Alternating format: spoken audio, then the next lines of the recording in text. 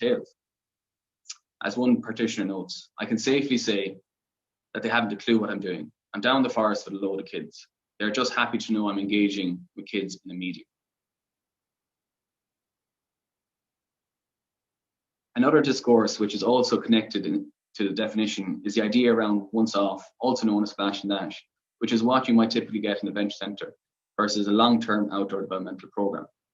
While there is lots of debate around effectiveness with regards to length of programme, it's important here today not to dismiss one-off experiences as they can meet other needs, in particular relationship building. This means that regardless of the activity being one-off or long-term or real outdoor education, the practitioners may have the skills to utilise the experience and endeavour to transfer the learning back into the daily lives of participants. This is supported by Urirt et al., who found that the awareness of the factors which contribute to particular areas of psychological development greatly improves outcomes. So this means that one-off experiences are beneficial because youth and family practitioners will predominantly have the skill to transfer the learning, share in the experience, and as such, develop and build the relationship leading to greater outcomes being met.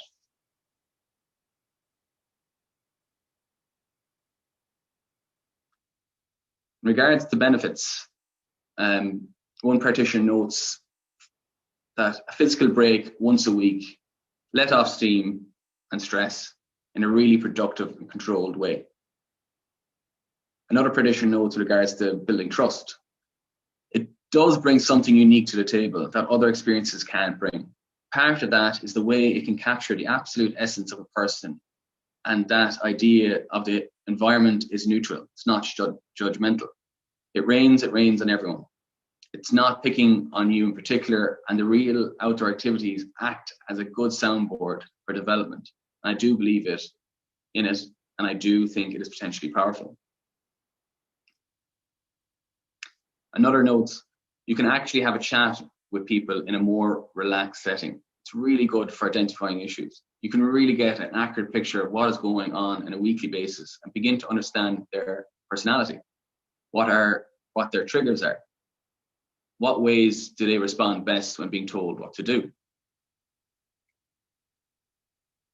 With regards to social support and building resilience, one practitioner notes, they come together and they stayed friends together after the programme. No emphasis was put on developing strong support networks, but it just happened naturally. It was said that these social bonds was due to the natural elements provided by being outdoors, and that the outdoors is not a passive process. It lends itself to communicating and working together.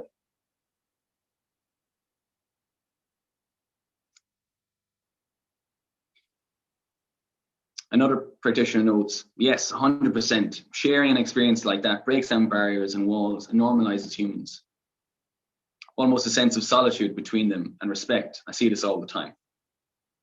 Another practitioner, interestingly, sums up the process. It enables people to have a more authentic and real relationship outside than they would have indoors. Almost the distraction of the activity or the environment helps them relate more naturally. They are suffering through the same conditions and the same weather and the same excitement.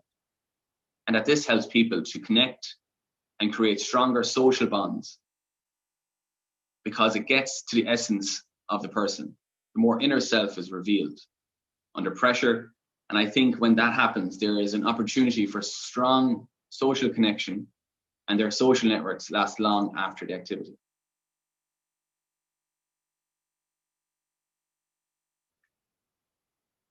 A key to getting behind the wall. Many practitioners emphasized this and viewed outdoor education to be potentially powerful, but noted that outdoor education is a long-term process and should run parallel to other services and resources.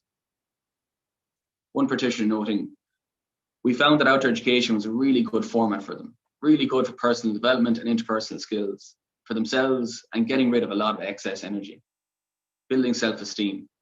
It would have ticked a lot of boxes for us in working with these young people.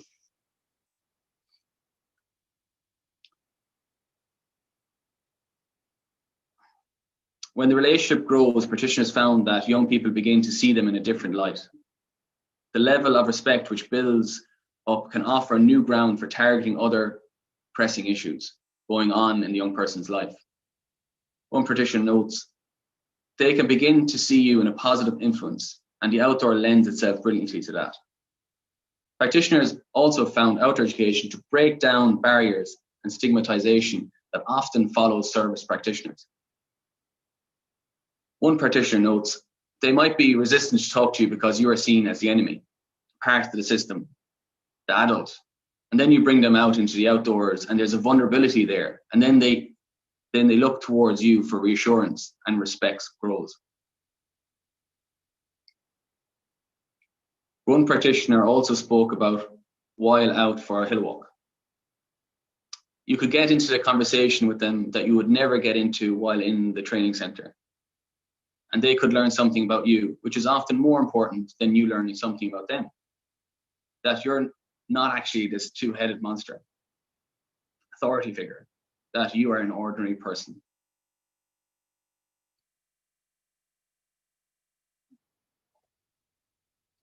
To conclude, outdoor education offers promising methods of developing relationships, building social competency and personal growth, through developing life skills and a connection with the environment. What's most promising was that even with a lack of policy framework, clear definition of practice, and outdoor education being offered predominantly at an ad hoc basis, it still yields benefits. In particular, in building client relationships, building trust in your service, and having an authentic, real experience from which you can draw on and transfer into the daily lives of participants. And that this is very much is largely due to the youth work and outdoor education combination. Which leads me back to this young lad.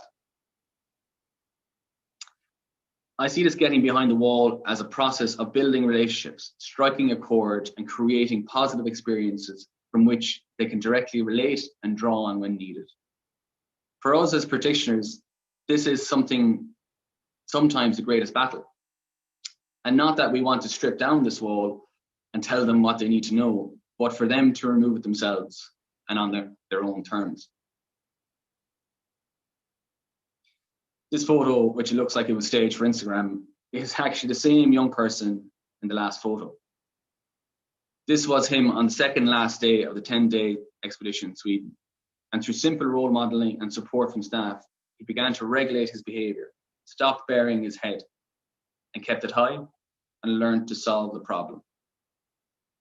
His wall came down each day on that expedition. And I do believe that the outdoor provides one of the best platforms from which this can happen.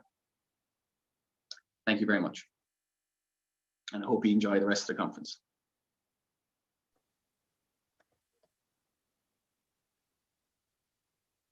So, folks, I'd just like to thank Katrina, Easkey, Geisha, and Nick for the contributions.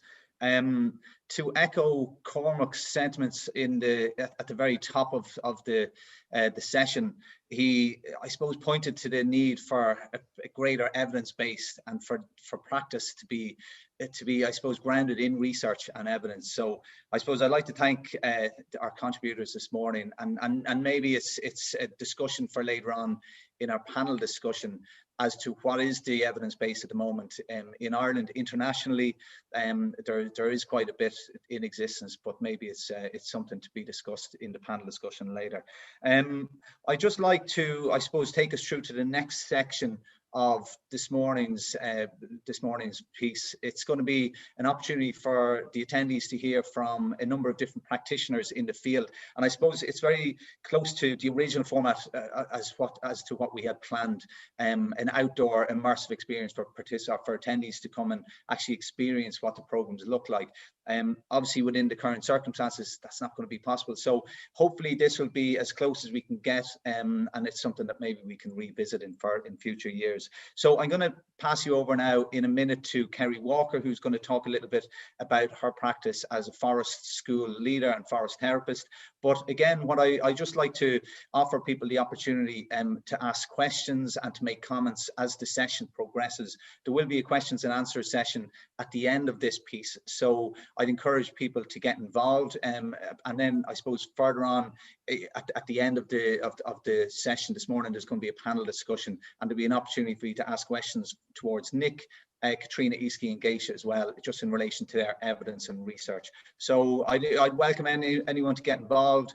Otherwise, I'm going to pass you over now to Kerry, who's going to tell us a little bit about her practice.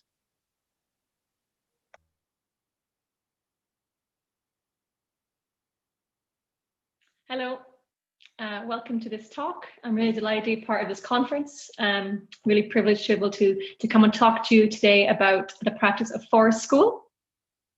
So I trained in forest school 5 years ago in Galway, and went on to start a forest school called Down to Earth with my colleague Carol Barrett. And we started off looking at the early years, so doing groups with toddlers from ages 1 to 4, and then going on to doing older groups from ages 5 to 10 and doing family days and other after school practices. So I'm going to be talking today a little bit about forest school and about what I'm doing now as well. So I'm just going to share my screen.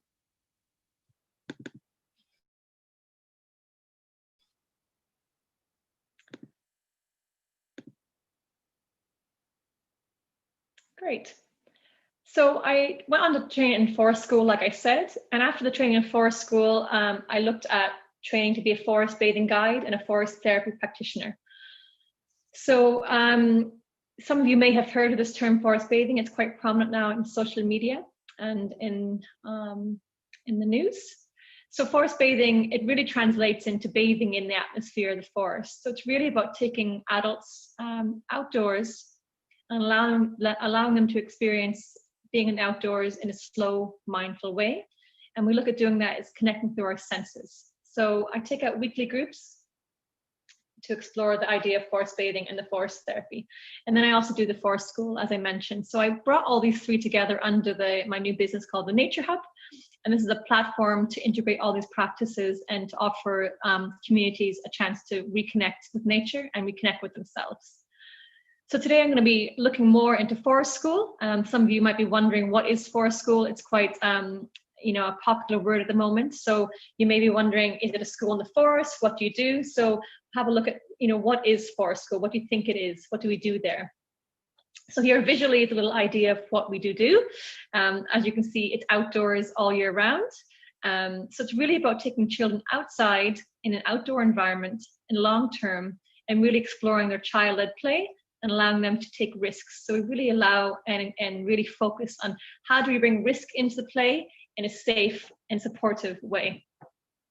So quite recently, in the past few years, we have an Irish Forest School Association, and they've defined forest school as an opportunity for the same group of learners and leaders to spend a sustained period outdoors once a week in a wooded environment, ideally year-round.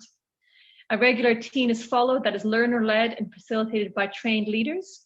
Learning is holistic and closely related to developmental stage and regular curricular requirements. So just looking at a little bit of history of the forest school and how it started. In the 50s, outdoor pedagogy practice was established in Scandinavia and Denmark, Sweden, Finland, Norway. And then in the 70s, the Danish women went back to the workforce, and what happened was that the preschools were so full, there was actually physically no room for them anymore inside the classrooms. So what they started doing is bringing the children outdoors for their education and for their play. And they just started seeing so many benefits to their well-being and to their developmental skills. So this started the idea and the practice of forest school. And it really became really prominent when it came to England in the 1990s. And now in England, it's so common to have in most preschools and most primary schools would have forest school as part of their curriculum, and the children would go out once a week as part of their subjects. So in Ireland, forest school came here about 7 years ago. The first training was in Wicklow, and then the first training that came to the west was in Galway, and that's the one that I was on in 2015. So in just that short time, in 7 years, we've really seen a growth in forest school in Ireland. We now have our Irish Forest School Association. Most counties now in Ireland would have at least one forest school based in there, and a lot of principals now are looking at training their teachers. So the whole aim and the whole idea behind the Irish Forest School Association is to have forest school in every school in Ireland, to allow the opportunity for all children of all stages and advantages of life to have an opportunity to participate in forest school. So you might wonder what happens in forest school session, what does it look like? So it's really about, again, that long-term process in all weathers, and we go out and we create the space in the woods for them to learn and for them to follow their play and their imagination. So we have rope skills and swing making, we make fire and cook over the fire, again, this risky play, they light the fire themselves. We use tools, we use knives, drills, saws, and this again we use from the age of one upwards. So obviously it's done in a very safe, supportive way. We never let the children alone with their tools, but use them in a supportive way. So they're learning the benefits and the positive effects of using tools, not the negative ones. And they also learn how to use them in a safe way. So this idea of risk. So Tim Gill says children have enough appetite for risk that if not fed, may expose them to greater risks when the opportunity arises. So they believe that if children don't get this chance to take risks at a younger stage, when they go into their teen years, they'll try and act out the risks that they didn't have a chance to experience when they're younger.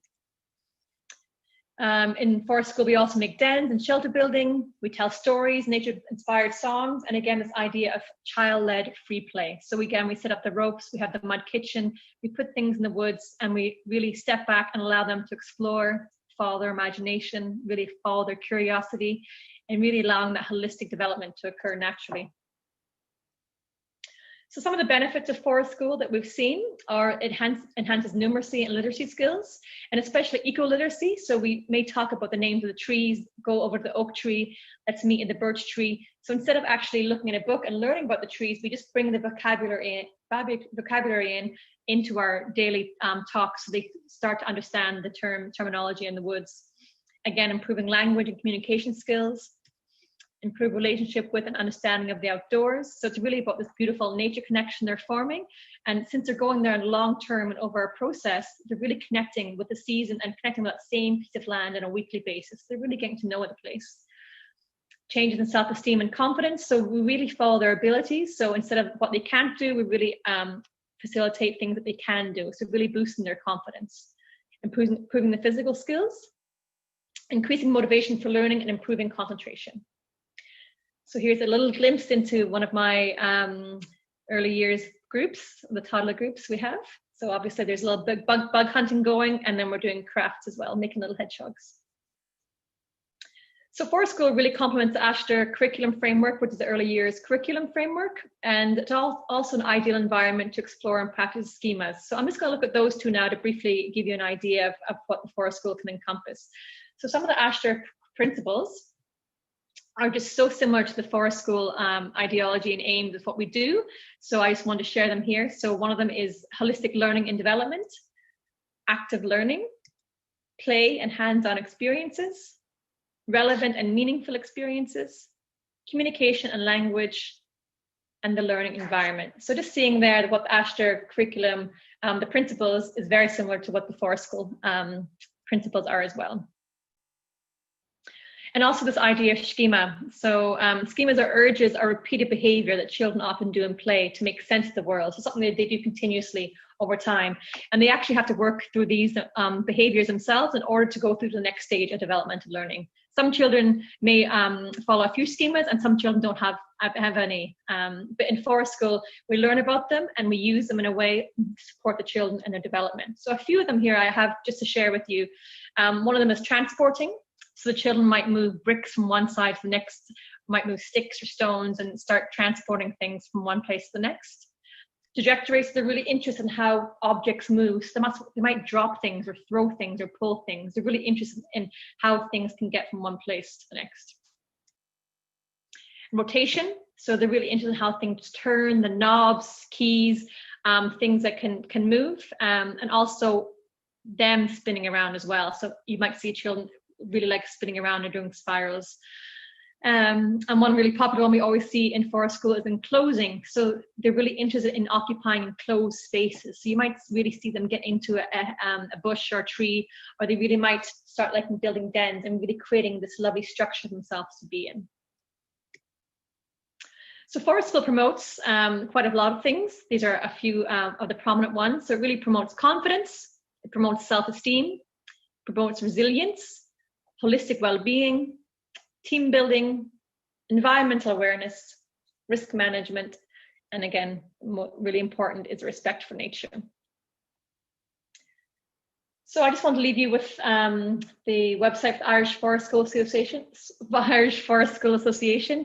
This might have sparked some ideas or curiosity for yourself as well. So this is a great resource to go to, and you also can contact them where the nearest forest school is closest to you, and also myself at the naturehub.ie. I'm really happy if you contact me, and if you have any further questions, I'm really happy to be in contact with you. So thank you so much for listening, and I really hope you enjoy the rest of the conference. Thanks so much. Hi everyone, my name is Alan and I am the RYO or Regional Youth Officer for Foróige in Sligo and Leitrim. And just to say massive thanks for letting me talk today about my experience as a youth worker using the outdoors to as part of my youth work.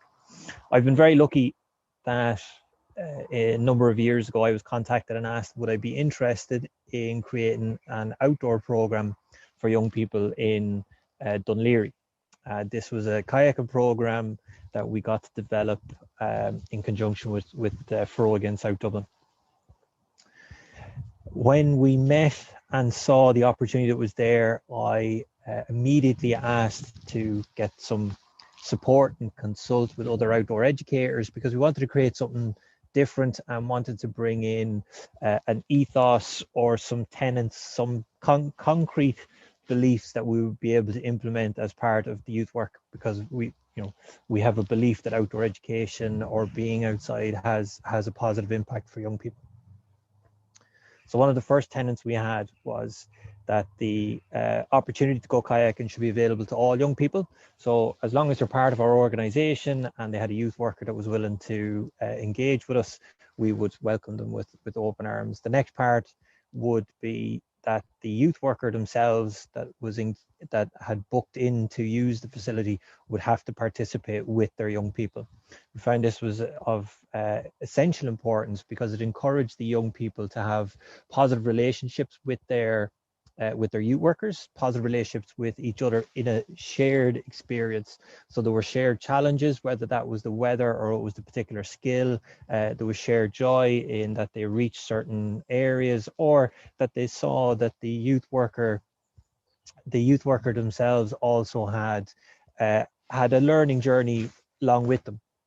And we found that was hugely important. And then our last tenet is that it was super important that young people did not feel pressured, or that youth workers didn't feel obligated that the young people had to attain a level of NGB qualification or a certificate to pass, that the experience and being in the outdoors and participating in the outdoor adventure activity was of far more and greater importance than getting a piece of paper to say that they had done it.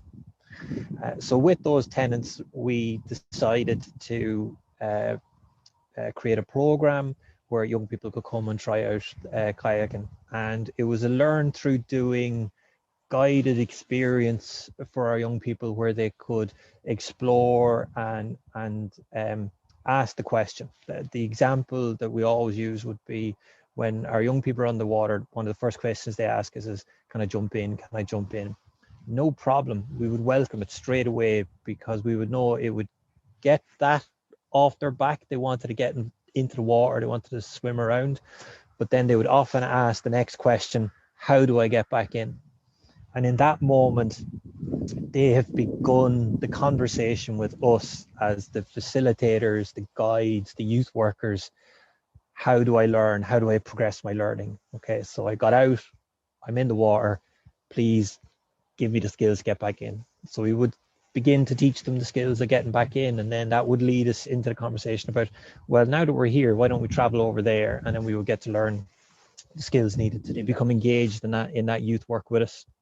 They see then that the youth workers are part of their learning journey, and then whenever they leave the program or whenever they're traveling home, a lot of youth work happens when they're actually traveling to and from, and in the days after that they've done an introductory course with us.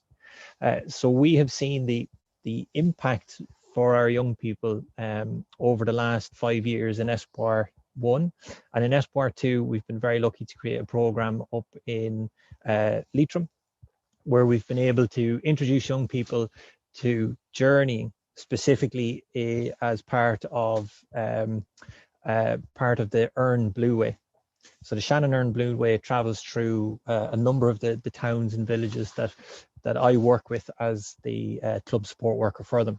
And the district councils, or voluntary-led district councils, have been able to apply for funding, get that funding, and apply for equipment that the young people who are part of our organization in the area are able to then utilize. And we've had a number of courses which have been hugely successful until the COVID pandemic came down, and we just had to kind of reel it back a little.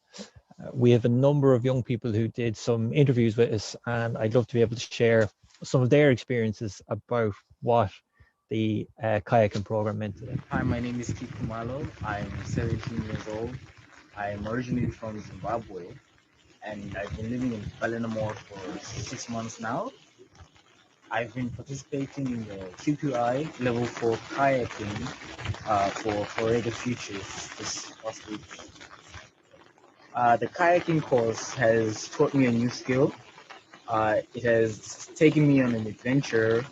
It has led me to meet new friends in this time and welcome me to Ireland.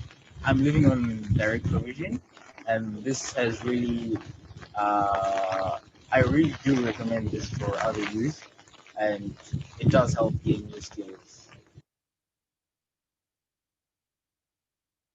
Hi again, my name is Barry Dillon. If you missed my introduction earlier, I'm the program manager with an organisation called Venture Out Wilderness Project. My piece this morning will look at equal opportunities for all through the outdoors and the practice implications of incorporating aspects of social inclusion in outdoor programming. To start, I will tell you a little bit about our organisation, Venture Out Wilderness Project. We were established in 2016.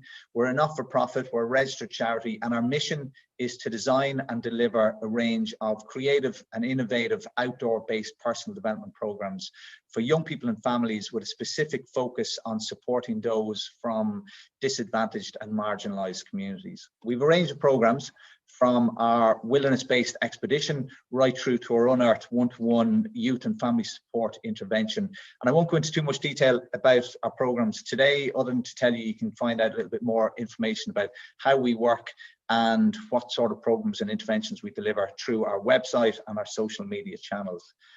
On setting up Venture Out initially, a number of us had worked in the social care field, and we'd identified that a number of challenges and barriers exist for young people and families from disadvantaged, marginalised communities in their accessing of the outdoors, and more specifically in their accessing of outdoor programs and outdoor activities. So we wanted to establish an organisation which would ensure that social inclusion, affordability, accessibility was at the heart of all the interventions and programs that we delivered.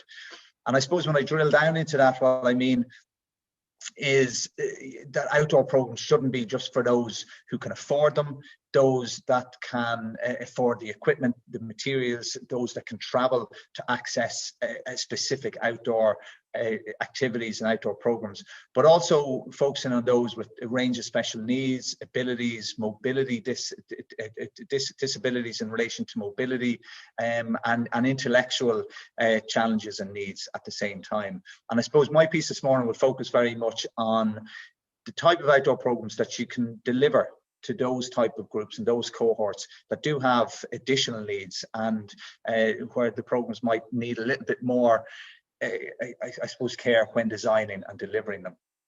So our vision of an outdoors for all in Venture Out was one that was going to be inclusive for all, was going to be affordable, was going to be accessible, And specifically on the accessible piece, I suppose we recognise that a lot of youth and family support practices were surrounded by green and blue spaces where they operated, parks, woodlands, forests, shorelines, lakes that they could access, but maybe up to this point they hadn't actually delivered outdoor programs in those areas. An awful lot of us in the outdoor industry would have worked in adventure centres where we would have seen young people from disadvantaged communities being bussed in from quite considerable distances away from the centre.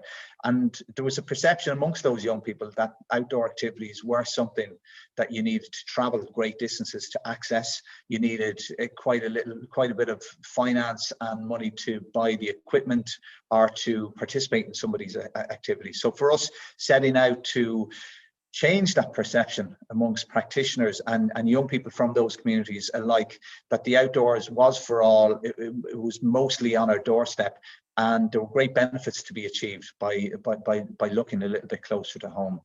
The final bit, I suppose, is sustainability and environmental piece. We wanted to make sure in all the programs that we delivered that we were able to create a sustainable piece in everything that we did, be it training up the staff that we worked with, co-partnering with them to secure funding to continue the programs that we delivered, but trying to make sure that it wasn't just a once-off intervention where we would arrive in with all of our equipment and skills, deliver the program, and then the youth project or the family support practice wouldn't know where to turn after that. So incorporating an aspect of sustainability in our programs was really important, and then the protection and sustainability of the environment remains at the core of all we do, adopting leave no trace principles and just incorporating aspects of environmental protection in all the programs was of great importance. There are two programs I wanted to discuss, two programs that we've delivered over the last couple of years with two organisations which I feel reflect this idea of social inclusion in the outdoors, in the work that we do and what it looks like for practice on the ground.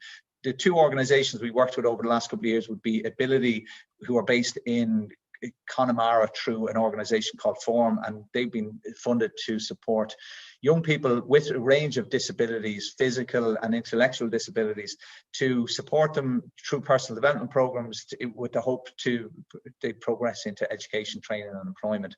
And the second organisation is a well-established organisation supporting young people along the autistic spectrum called the Galway Autism Partnership.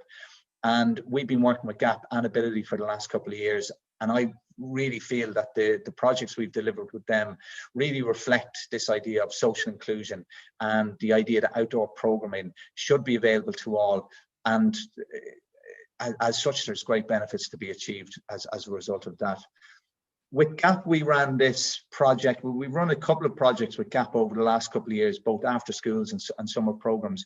The most recent one we called Wild Teens, and it involved a group of 8 to 10 teenagers meeting up on a weekly basis in a local green or blue space around the Galway area, where the young people would participate in a range of fun, social, educational and challenging activities while hanging out with friends in the great outdoors. And then the second project was branching out with Ability Forum, where Ability came to us to request that we create a personal development program tailored to their participants. So again, it would be very similar to one of our branching out forest school interventions with a universal youth project, if you like, where the young people would engage on a day-to-day basis over a 6 or 8 week period for maybe 2 to 3 hours. This particular project was delivered in a small local forest green area, where the participants would again take on a number of challenging activities, but there was a lot of personal development work going on in the background at the same time. So for both groups, with Ability and GAP, while the projects and the activities we delivered didn't vary greatly to what we would deliver with any other project or any other group of other abilities, we did have to tailor things slightly. But again, looking to the green and blue spaces that we could access in the locality, looking at the activities that we could deliver, which made it possible that everybody was included, nobody was left out, and it really, in one sense, changed the perception of the participants that maybe the outdoors and outdoor activities were something that they could fully engage in. like all the programs that we deliver, there's an element of fun, there's the social aspect, it's educational, it's in the outdoors. And this image here is just a picture of the first session that we delivered with the Galway Autism Partnership Group. And it's simply a green space in the front of the Gap House, which you can see has a little circle of trees, a little green area. It's surrounded by houses in an estate, but it's an outdoor space. We didn't need to bus the young people to far-flung places of Galway County. We could just bring them into the outdoors and deliver our programs there. Obviously, weather can be a bit of a challenge, but there's creative ways to get around that. But again, it's just a case of changing the perception of what can be done, what the outdoors is, and the type of programs that can be delivered. I've mentioned this already, but regardless of the program, be it with Ability or Gap, there was a massive focus on the development of interpersonal and social skills among the participants. So while we were operating within the outdoor environment, doing outdoor type skills and activities, behind the scene, if you like, there was an awful lot of work going on to further develop the social skills of the young people, and to really encourage them to take on different roles during the process. How they interacted with each other, ourselves, and the world around them would have been the biggest, one of the greatest benefits that they would have received as a result of participating in the program. This is just another simple example of one of the activities that we did with the group, where we got each participant to put up learn how to make their own hammock using knots and ropes and tarps. And then afterwards, they spent maybe 15 minutes practicing mindfulness in the hammock. But again, giving them real tangible skills, delivering the project in an outdoor space, and then reaping the rewards by practicing a little bit of mindfulness. And this will be very much linked to Katrina and Easkey and Geisha's piece earlier on today, which is focusing on the benefits of spending time in nature for your health and well-being. And sometimes it's simply just hanging out in a hammock. So some really, really simple activities that you can do with groups of all abilities, and to reap the same benefits regardless of what your background is or where you're coming from. More images, just again to give you an example of some of the activities that we deliver, very much focused on creativity and sensory arts, using natural materials, getting the participants to engage with the loose parts and the natural materials that exist within their environment. But again, providing them with an opportunity to engage in an activity that doesn't matter what your ability is, you should be able to fully immerse yourself in these type of activities. So I suppose what we've learned as a result of working with both these organizations over the last couple of years, we certainly feel it's an ideal environment in which to work on social skills. And while that applies regardless of who the youth group are and what their abilities are, in this particular instance, where young people coming from the Galway Autism Partnership or the Ability Programme, we felt that social skills was certainly something that they would really benefit by working on during the programme. So it was a big focus for us as we worked with young people, and we certainly felt that the outdoor environment created a perfect platform in which to engage the young people in those type of skills. There's a little bit of evidence and research that I've put on the bottom of this slide, but there is both anecdotal and empirical evidence just to suggest that there's a reduction in autistic tendencies and mannerisms as a result of participants participating in these type of outdoor programs. And while we've seen this ourselves firsthand, and again, anecdotally, parents and support workers have fed this information back to us, it is something that we've noticed as a result of delivering these type of programs in a simple manner in the outdoors, and in one sense letting the outdoors speak for itself. And just by bringing the young people who might be on the autistic spectrum into the outdoors, we can see a reduction in autistic mannerisms. So it's certainly something for anybody watching or participating in the event today who are working with young people with special needs or on the autistic spectrum, to look towards the outdoors. It could very well be a really beneficial way of engaging those young people and families. I suppose I'm giving our brief with the Galway Autism Partnership and Ability.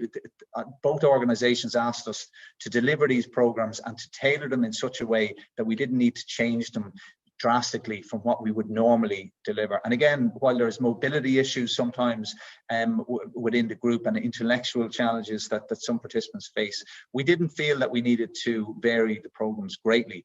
And as a result, the outcomes and the progress that participants made was very similar to what we would have seen in a universal group. So the benefits of hanging out with their friends, the peer support, the social skills, the engagement, and the benefits of spending time in nature. And then the challenges that we set for these groups as opposed to other groups wouldn't have been terribly different. And the learning and the progress that they made as a result of overcoming each challenge would have been evident as we progressed. And then finally, just one final note, while we believe in Venture Out that young people of all backgrounds will benefit greatly by spending time in nature and engaging in our outdoor programs, particularly this cohort we felt benefited the most as a result of getting outdoors, spending time with their friends. So if there is a cohort that needs interventions of these type the most, we would suggest it's young people on the autistic spectrum, those with a range of different abilities, and those with special learning needs. So it's food for thought for any practitioners who are engaged with those particular cohorts, that perhaps looking towards the outdoors is the area or the best platform, the best place to engage those particular groups. You can learn a little bit more about us on our website, our social media channels. But again, as I mentioned earlier today, if you want to get involved in the discussion at the end of this, the questions and answers, I'd be really interested to hear people's comments or questions that you have about this particular practice approach. So thanks, William.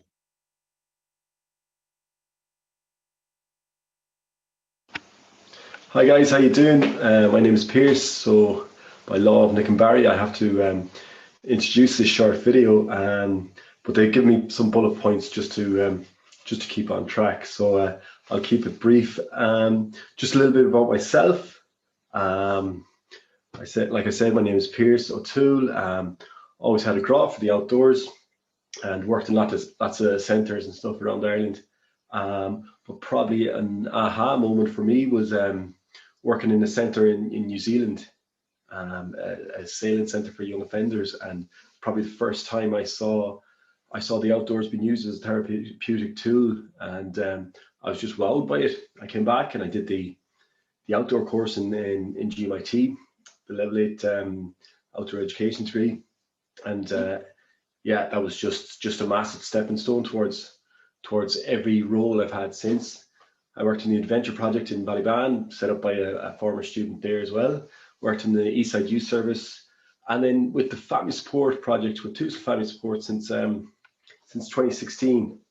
And this is probably the first time I saw the benefit of working with the whole family. And this is probably where Dúchlan, the program you're about to see here on the video, this is probably where it was not so much born, but where it developed from. So I'm not going to speak too much about the program because that's probably in the video. In fact, it is in the video.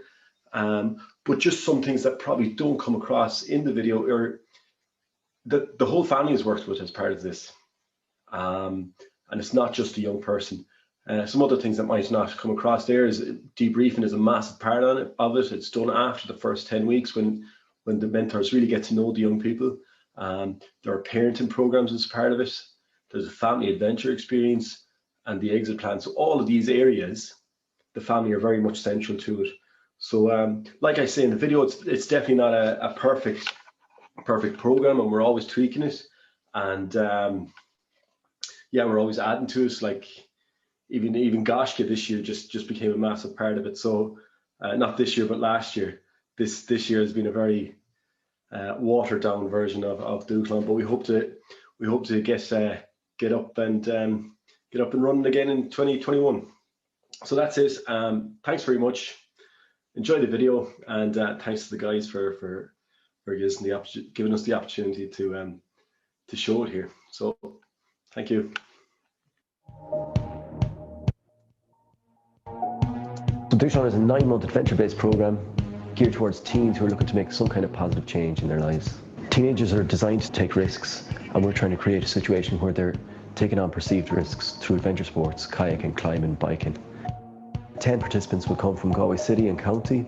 We've tried to create peak experiences for that young person, be that getting to the top of a cliff, getting on top of the surfboard. We try to create those peak experiences, and through the reflective practice then, make that transferable into their everyday lives.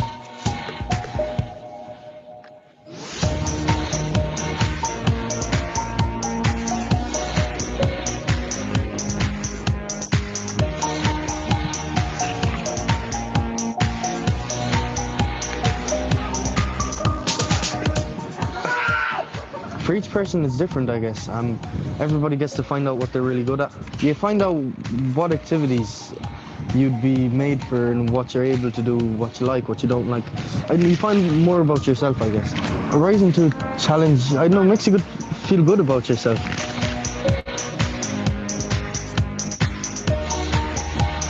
Everyone here is going through something different. We all come together and we're all the one, like. Everyone has a different background, and we come here on a Thursday and just all forgot about it. To be good in this group, you have to have a good team. You have to be a team, like. If you're not a team, it's no point to doing it, to be honest with you, yeah? As a group, like, you don't want to be the last one to finish, or you don't want to be the one who's, I don't want to do it, so everyone just gets it done, and it's enjoyable then at the end.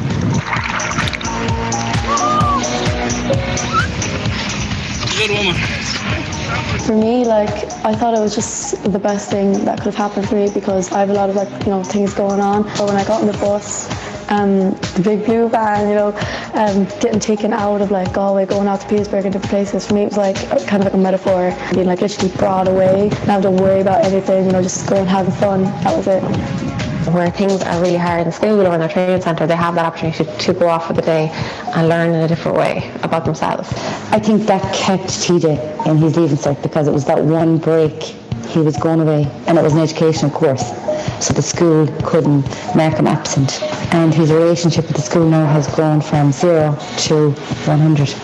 I didn't know if I was going to finish the Leaving Cert or stick with it, and Dúshlán was on a Thursday and it just breaks up the week for you, so it's good. I look forward to it. Gives you headspace, gives you time to think, and it's very good, yeah?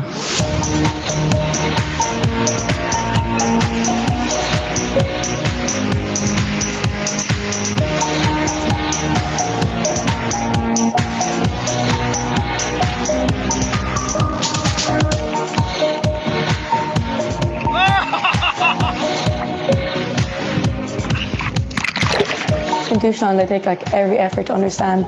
They understand where we're coming from, places, like, because they make an effort to understand. It's not like just all fun. Like, afterwards, we would like sit down with our mentors and we could talk about things. They would ask us how the day went and how other things outside of Dúshlán are, and like actually talk about our feelings, stuff besides all of that crack. So like it was like a win-win, Dúshlán isn't a standalone program. It runs very much alongside the goals that the link worker has with the young person and their family already. So we try and tie into that.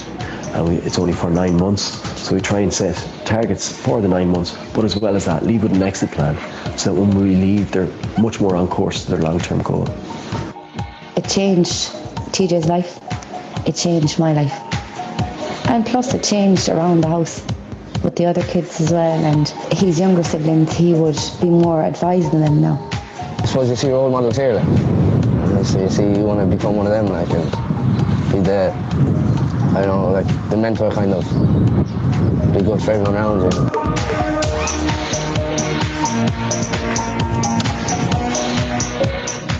I would have to say it's not for everybody. It is a big undertaking, but it is so tailored towards young people that if it does fit, people tend to do very, very well out of it. If you get a chance to go on Dúshlán next year, which I won't be on, or any of the boys he won't be on, then go along and do it, yeah? Do it, 100%. Absolute pride in every one of them, to see where they've come from, setting themselves targets, and then making that journey and seeing it right through to the end. Yeah, you can't see anything but pride, absolutely, for every one of these participants.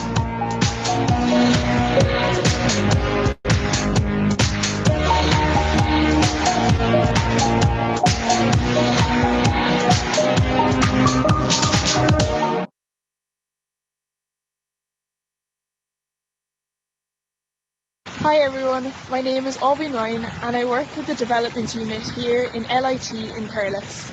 I work with a project called FOLLOW. It stands for From Outdoors to Labour Market. We help anyone who is 18 to 29 years of age to get back into employment, education and training through the methods of coaching, mentoring and outdoor learning. Come join us today and have some fun. So, who is FOLLOW for?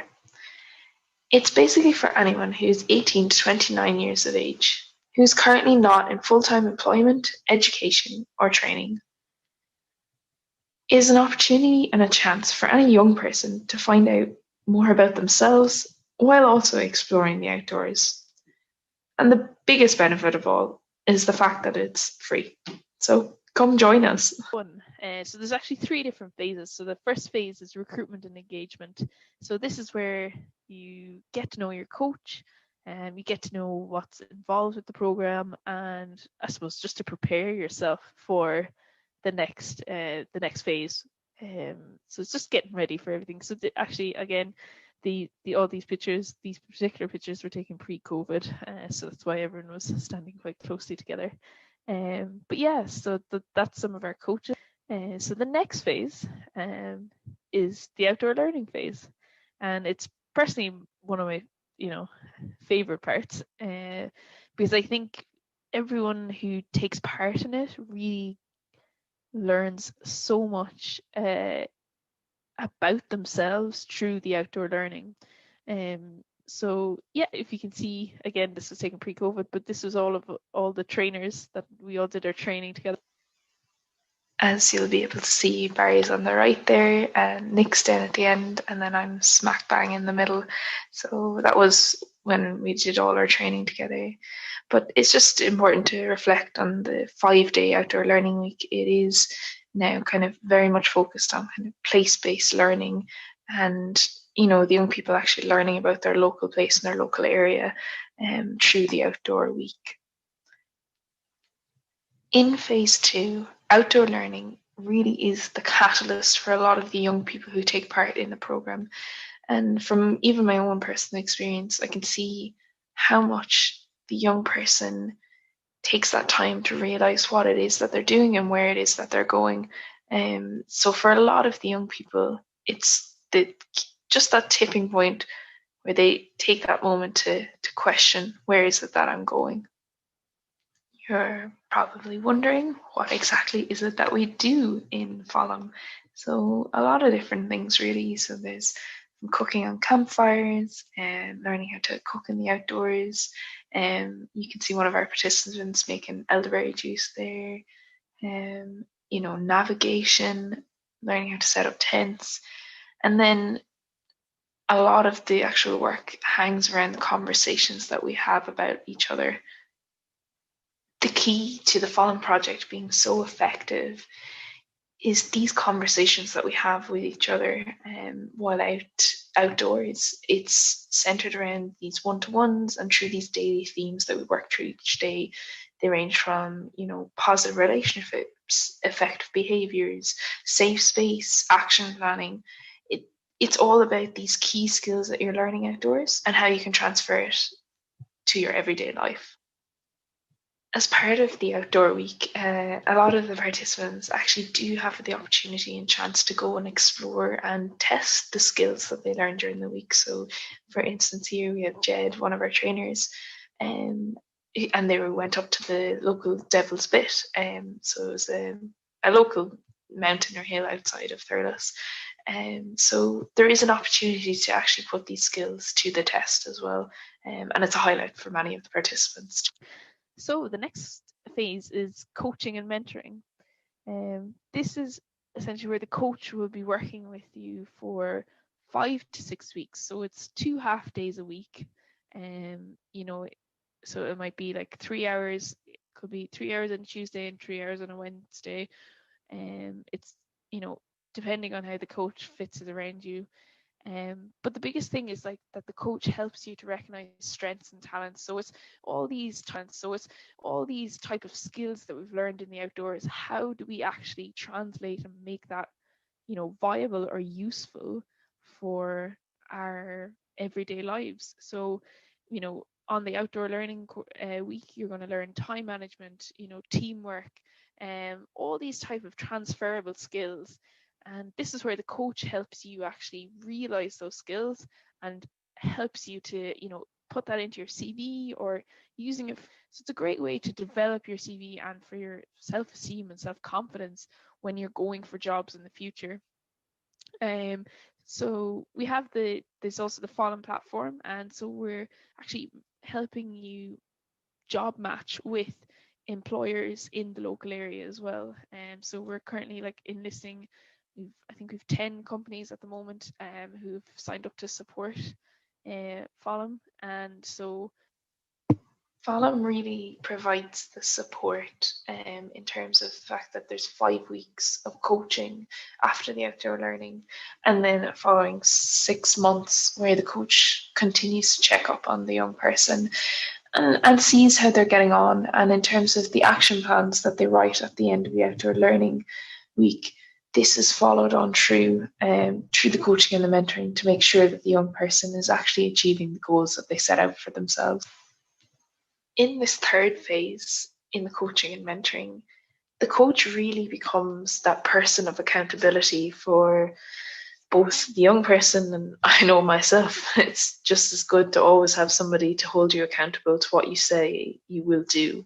So the action plan, along with the coach, keeps that young person, in check and reminds them every so often, okay, how are you getting on?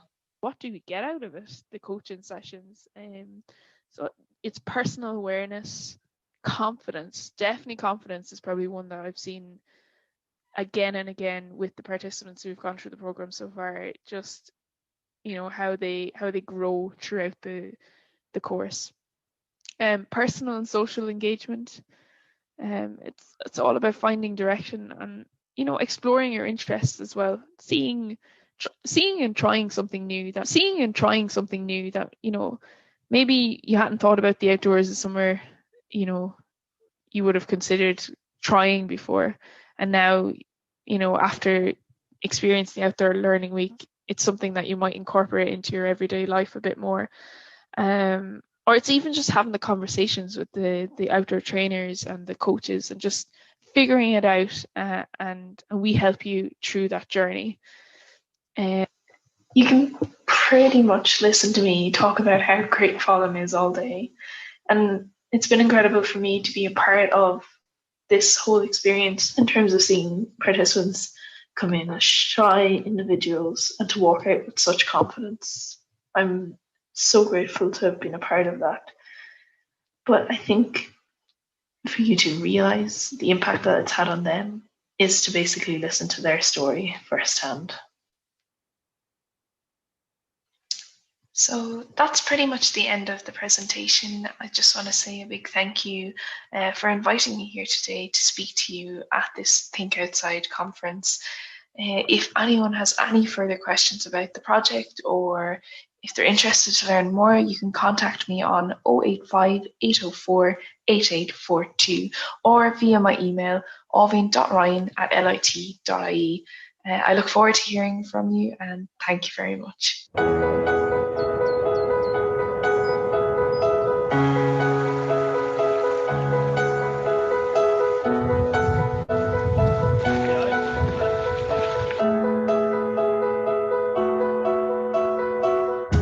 The Folum Project is a personal development program designed to support young people overcome the challenges that they might be facing at that particular time. We provide them with an opportunity to reflect on their lives, and we support them to develop strategies that might help them overcome whatever difficulties they're experiencing.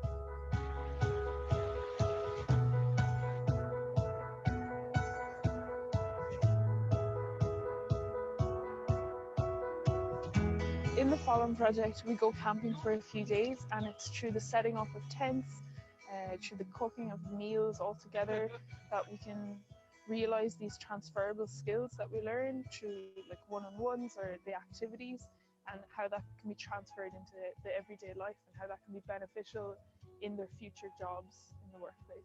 I was really excited about going to Folum because I always really liked nature, and I've done hiking before, but never anything this extreme, and I think it's a great way to just get even further into it and to challenge myself. My main concerns is like the weather. Could I, getting wet, could I bear through it? But to be honest, like getting through that and getting to base camp after a long day is really rewarding.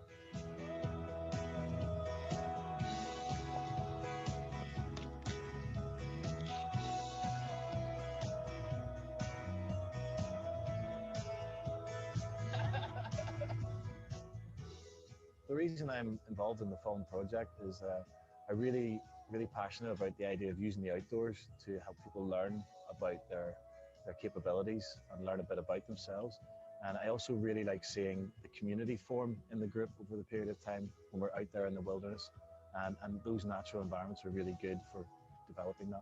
A load of challenges, because that's not something you normally get when you're just at home. Is the feeling of, I really don't know if I can do this or not, and being able to do it is just fantastic. So through this project, we can see very clearly on a day-to-day basis that the young people are gaining self-awareness, building confidence, and getting a better idea of what their skills and strengths are. As they overcome each little challenge, they grow in confidence as the week goes by, and it's something that I feel is a really, really powerful process and a fantastic one to be involved in.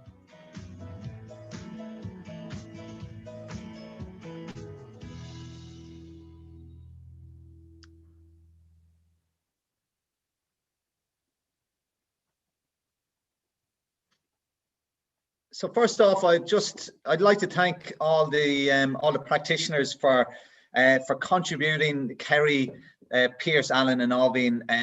It's fantastic to see so much really creative work going on in the outdoors at the moment across the country.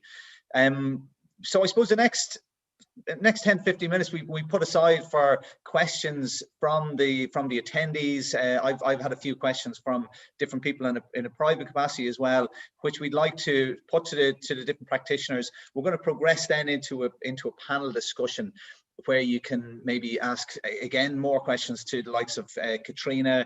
We have Nick, we have a couple of past participants and link workers and family support workers. But just for the next 10-15 minutes, we might just focus on the presentations we've just seen and ask a couple of questions to the practitioners. So we have a few bits and pieces coming in. One that I wanted to start with, and it came from a couple of students that we were working with, who were really interested to hear how would they get into this area. So maybe they have their social care experience or their social care qualifications, or perhaps they're even working in the area as youth or family support workers already. And they're interested in getting involved in this area, either to deliver or to link the young people and the families that they work with into these services. So I suppose maybe where we could start, if Kerry, Pierce, Alan, and Alvin, if you guys would be able to put your cameras on and unmute your mics, and we can invite you in to answer a couple of questions. Kerry, would it be okay to start with yourself? I know from talking to you that the Nature Hub and Down to Earth are leading the forest school training at the moment across Ireland. You're the lead kind of organisations delivering forest school training. But just in relation to that question, students and practitioners who are looking maybe initially to learn some of the simpler skills to bring their groups into the outdoors, what advice would you give them? You mean in regards to the training, to take the training, is it? Both formal training and to learn some skills to equip them to take their groups into the outdoors. Yeah, great. So in regards to formal training, we're quite fortunate at the moment. We have a lot of training happening in Ireland and a lot of great response. I think because of COVID, people are being aware that now's the time to take children and youth outside. So we have quite a lot of trainings happening next year through Down to Earth and through myself, the Nature Hub, and also in Wicklow in the east through Earth Force Education. So really, to become formal training, it's 6 months training. You have to be 21 and up and have 2 years experience in working with children, either professionally or on a volunteer basis. And yeah, myself and Barry actually met on the training. So it's very practical. You're hands-on, you're outside, you're learning rope skills, bushcraft. You're learning all the practical skills of how to really facilitate a group outdoors. And then you have 6 months to kind of get in there and kind of really take the groups outside and learn from doing. And then aside from the practical training, you know, just on a personal level to really start with your own personal nature connection first. I really find that once the guide and the facilitator is connected, that's when the learning happens and you're able to really bring that forward. So really incorporating your own nature practice, nature connection practice. In Forest School, we have this lovely practice called a sit spot, and it's my favorite because it's so simple. You basically just find a spot out in nature and you spend time there every day and just observing what's around you. My sit spot at the moment, I have this amazing peacock that visits me every day, and it's just this beautiful nature connection that I'm really enjoying over the winter periods. So incorporating your own nature connection, having a sit spot, nature connection journal, going on lovely walks on your own, exploring and seeing what your limits are, what are your capabilities are in nature. And then once you have that, I feel that you're really able to bring it forward into your youth groups, and even seeing what's around you in your area. I mean, there's great presentations today. You're able to get a glimpse of what's available, what's an offer to bring youth groups out. So really becoming aware of what's available in your community, and what nature's around you as well. I'm a real believer in not busing people to these big, beautiful forests, that really trying to stay as close to our neighborhood as possible and creating a connection to where our homes are. So even a small little park near your house, a simple tree, even a balcony with plants on it, really trying to form a nature connection close to home, instead of trying to separate ourselves from our community, but bring ourselves into our community through nature. Brilliant. I suppose so. You obviously have the formal training, which you said takes 6 months, but there's also so many other, more simpler skills that you can hone before you get confident in that side of things, before you can bring your group out yourself. Yeah, definitely. And Ireland is amazing. There's so many great weekend courses or day courses, like great one to go foraging. So really learning what's in our hedgerows, learning about mushrooms, learning different what we can pick through the season. So different courses. There's so many great, especially now because we're online, there's so many great little courses we can take online with foraging, with therapy practices, outdoor nature therapy practices, nature journaling are great ones. So yeah, I think building up a little resource of what's available. Yeah, I hope that answers your question. No, that's brilliant. And I might bring Alan and Pierce in just in relation to you guys obviously deliver the adventure sports side of the outdoors, obviously a little bit more technical in relation to gaining experience and qualification. But what advice would you give to students and even social care practitioners at this moment who are thinking, that's something I'd love to deliver myself, or if that isn't possible, how do we link in with you guys? Two questions there, sorry. I'll go first there. Just I've written out a few notes just in relation to identify what you want your young people to get from it, or identify what you feel the benefit would be. So then in the short term, then once you identify that with your young people, with yourself, find a practitioner. Look for somebody who is willing to work with you and is willing to kind of do these things, and there's a multitude of practitioners out there, outdoor adventure centers, outdoor instructors. Once you find that person that's willing to work with you and give you what you want, that's the quick fix, because again, from my experience, and again, other people's experience are different. The youth work happens on the water, off the water, getting there, coming from. So it's something that will develop as the practitioners learn their facilitation and their kind of at the end reviews with their young people. And then long term, in terms of long term development, if it is something that you want to get into, so particularly say from my point of view, the kayaking, there is a structure and a pathway involved in that. But if the youth work is the element that you want to focus on the youth work and get an outdoor educator that can do the educational piece, while you can really, really drill home and focus in on the youth work element.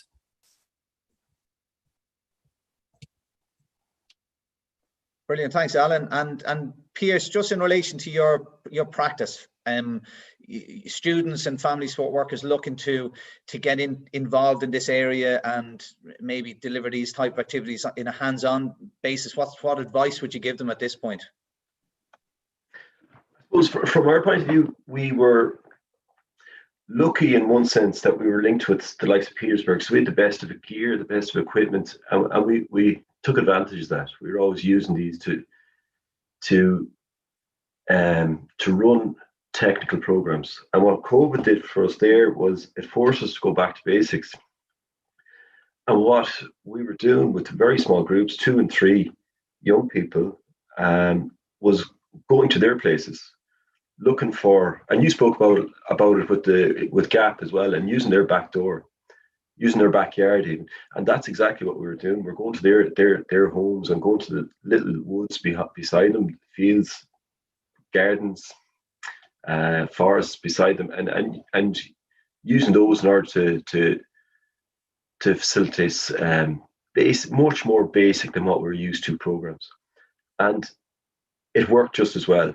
And I suppose that leads into your question there, in that we don't have to think about something that's 50 miles away, or something that we need expensive equipment for.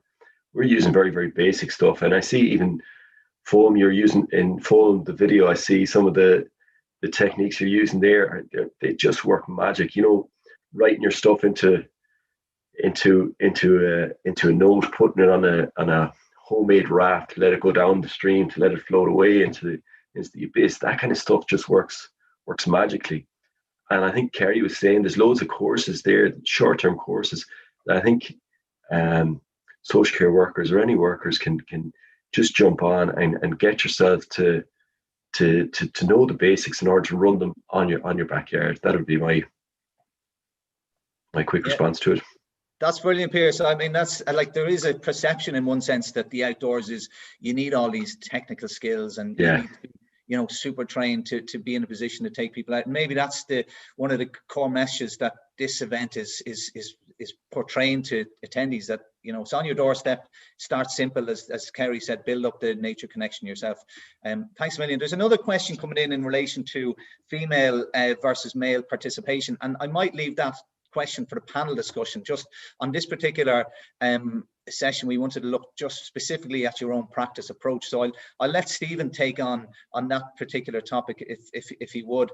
But just in relation to your own practice again, and I'm thinking about the programs and interventions that you guys deliver, I might ask Alvin here, what role do you think nature plays, and the outdoors in particular, in the program that you deliver? So there's so much obviously going on in the process, but just in particular, nature and the outdoor environment, what role do you think that plays? Yeah, so I think, can everyone hear me? Cool. I had an issue yesterday, so I just want to check. Yeah, I mean, like, that's an interesting question, because nature in the outdoors, sometimes I think we need to break down these barriers in terms of indoors and outdoors, and that it's a separate world from us. You know, as humans, we're part of the environment, so we're a part of it. So that's why I think there's the fact that we need to be in it as frequent as possible, because it helps reduce our stress. And I know I can speak from my own personal experience that during COVID, I think, you know, being able to go outside for a walk was the saving grace for so many of us when we were in lockdown. So, you know, and following from the previous question as well, it's breaking down these barriers and saying that everybody can access the outdoors. If you step outside your back door, you're in nature, you're in the environment. So we need to get away from this concept of like the Instagram pictures of everyone's off on this high mountaintop, and just realize that nature is outside. I mean, if you look outside your window, it's there, you can see it. And yeah, I think the role that nature has, it's part of us. And when we realize that, it's going to become part of our everyday lives. So I think for anyone listening today, just remember that to get outside, go for a walk, and it's amazing. Just maybe even see the difference that you can feel in your mood and the way that you feel before and after a walk. And you can only imagine what that feels like for young people who might be stressed out, or, you know, have that going on in their backgrounds or issues with family.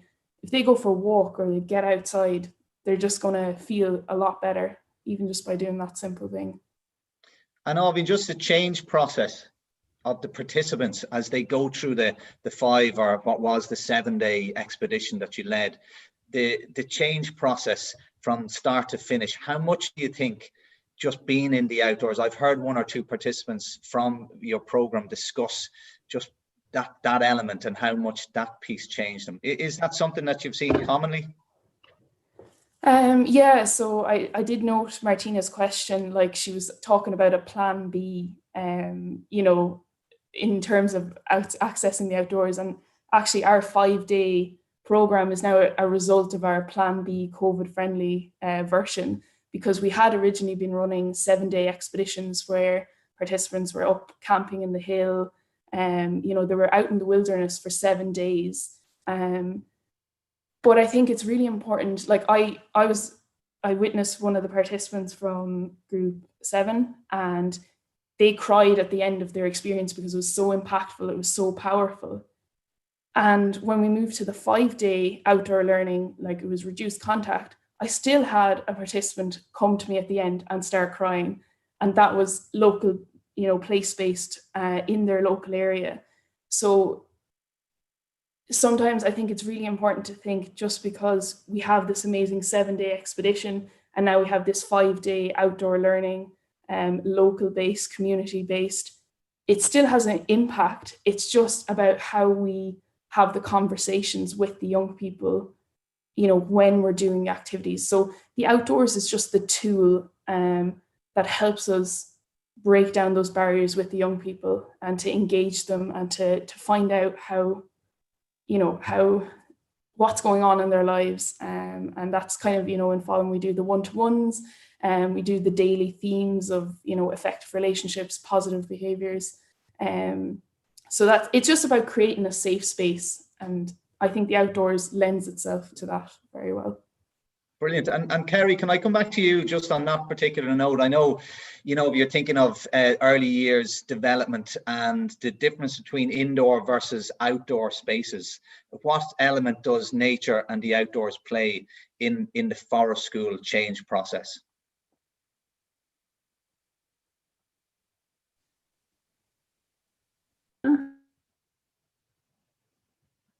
Unmute. Oh yeah, there we go. We can hear you. Sorry, I'm using a new iPad today, so it's something new. I'm not even sure where to look on the screen to get eye contact. We can see you. You can see me. Great. Yes. Especially regarding the early year, it's funny when I have the toddler groups and do the programs for early years, the parents are always saying, "Oh, my little Johnny just loves the outdoors," and I'm like, well, of course they do. You know, for me, it's like, you know, they're a part of nature, and I just feel that we're taking away from that by bringing them inside all the time. And I just see a lot of the time it's the parents or it's their carers that are more fearful of the weather or the outdoors than the child. And the child's, when they get outside, they're just dying to get out there. And the difference between the indoors and the outdoors, you know, it's the connection. It's this innate connection that we have. You know, this whole biophilia hypothesis that nature is part of us and we are part of nature. So, and especially as a child, they still have this beautiful innocent connection that I feel as adults we're losing because of the society that we grew up in. So the children have this innocence and this complete vibrancy to be in nature, and it's lovely to follow that. You know, that's why I love doing work with the early years, because it revives and brings back my natural nature connection. But when the children are out there, you know, they're connecting, they're sensory, so they're really connecting with all the textures, the colors, the smells, the sounds, and really getting into it. And you know, no child comes out of the woods as they were before. They're completely head to toe covered in mud and, you know, messy and cold and just so alive, you know. So, you know, you can't get that same experience in the outdoor or in the indoors. And again, it's this I think Evine or someone mentioned in the chat, this whole connection to seasons. So, you know, living with the seasons and seeing what's happening now in nature, you know, everything's kind of going inwards, everything's, you know, really quieting down, and can we mirror that? Can we copy that as humans? And then going into spring, planting and kind of getting our energy up again and going forwards. So yeah, I think to have this opportunity for children to have that environment in the outdoors, you know, any toddler I meet, any child I meet, they're just dying to get on the outside. When I go to my sister's house, my niece and nephew, they're just, in any rainy day, they're trying to get outside, you know. So it's just really interesting to allow ourselves as adults to follow that child's instincts, you know, because there's a reason that instinct is there. It's part of them, you know. Yeah, brilliant. Look, we're a bit tight for time. We're going to move into the panel discussion, and I hope the four of you will join us for that as well. I just one final question coming through in relation to practice. It's just, what are the biggest challenges? And this question is very much for Alan and Pierce, just in relation to your delivery and your program design and delivering the projects on the ground. What are the biggest challenges that you face, and how do you circumnavigate those? And it's particular focus on the fact that it is in the outdoors and there's so many moving parts. Yeah, initially what it was buy-in from management. So as an opportunity arose, I had to show that there was a value and that there was an economic value to it as well, so that there would be funding available, that there could be opportunities for young people that aren't being provided by other organizations or youth workers in an area. Once I could kind of show that it was viable, that it could pay for itself, then I nearly had free rein to kind of develop the program. And it was important then that the buy-in came from the top down.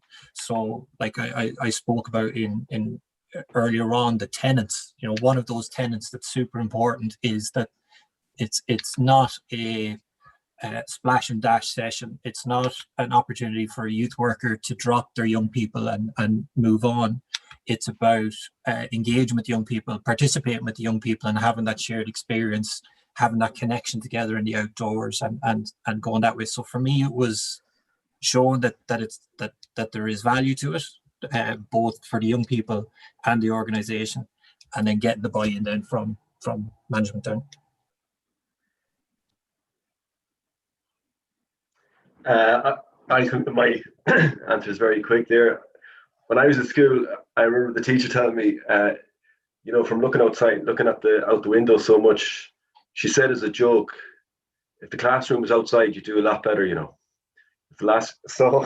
and that was a joke, and now we're looking at our school, so I just think it's funny. But you're saying what the biggest challenge here is, and to me, it's admin. It's definitely reporting. It's having to show that value on paper, and it's always very, very difficult in the line of work that we're in to show the impact that we're making on a piece of paper. And even you're talking about the two people crying. I mean, like, that has got to carry so much more weight seeing it in person rather than writing it in a report. And I think that to me is the biggest challenge, trying to get that draw that we have forward across on our report. Brilliant, lads. Thanks so much. I'm going to pass this over now to Stephen Hannon. And as I said, it would be great if the four of you could stick around. If there's any discussions that arise during the panel discussion, maybe Stephen wants to direct a question specifically at you. I can see loads of questions coming in. One about the gender balance of participants within the programs. There's another question, I think, Pierce, there was one there in particular about how the family support element works in Dúshlán and how the family are involved. We don't have time for that just yet, but I'm going to hand you over now to Stephen Hannon.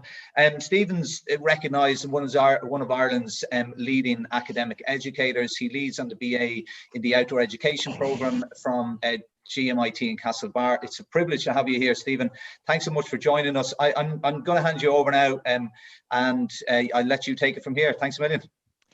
Thank you very much, Barry. Can everybody hear me? Yep. Great. I might just jump straight into some of the questions that have appeared on the chat box there to the right. And two in particular featured more than once. One was to do with gender, and the other was to do with people wanting to get involved in this kind of work and what they could do to make that happen. I might start with gender. I think Martina, and there was another question who noted that there might have been less female participation in some of the programs, and they're wondering, have you noticed that, and is there any positive activity that you could do to help, I suppose, change that balance? I might hand that out. Would anyone in particular like to take that challenge on? Pierce, would you like to answer that? I think you're still on mute. So how you doing, Stephen? Hiya, Good to hi, see you Pierce. again. I suppose I'm not really answering. I'm bringing forward further problems to the area here. So in Dúchlan, we get about 50 referrals each year, and the idea was that we'd select 10. Out of the 50, on average, we'd probably get about 7 or 8 female referrals. We make every effort to have half the group. So ideally, we would have 5 female and 5 male. And we've tried that in the past, and the retention from female participants is always much lower. They do not stay. Generally speaking, from my own experience in this program, they do not stay. One of the approaches we had there was trying to have female staff and female mentors, and that seemed to work a lot better, where they for one reason or another connected a lot better with those mentors. And where it worked best was where the mentors were so the mentors are family support practitioners or social workers or something like that. So we have a team of people like that. And when they had no experience in the outdoors, and when they learned alongside the young people, that's when we seen retention. That's when we seen the young people hanging on and learning alongside the young person, and they felt they could do a lot better if they had that support of somebody who was feeling the exact same thing as they did throughout the journey.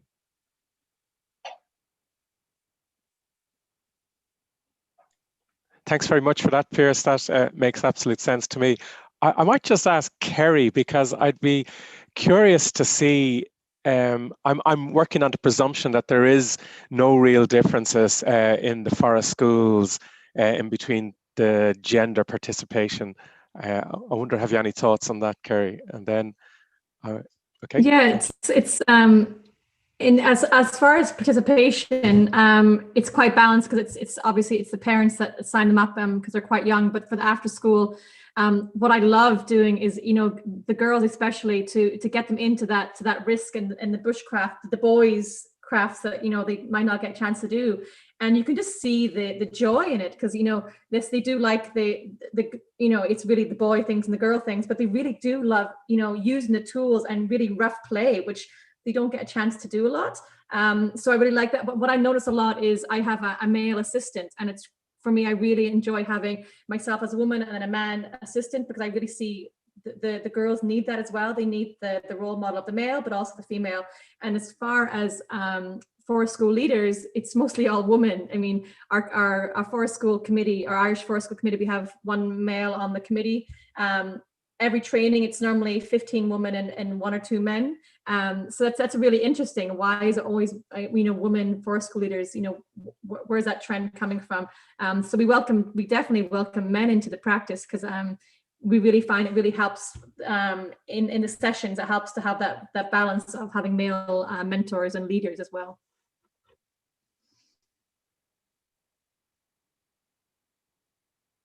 Oh, you're on mute, Stephen.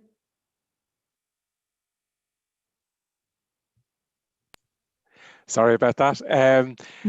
I would like to ask Ovin, and again, I'm working on the assumption, Ovin, that perhaps all during your training and during your work, you're always in a minority. And I'm wondering if that is true, and what impact that had on you. And did you feel you were battling through some kind of perceived barriers, or am I making too many assumptions here? No, you're grand.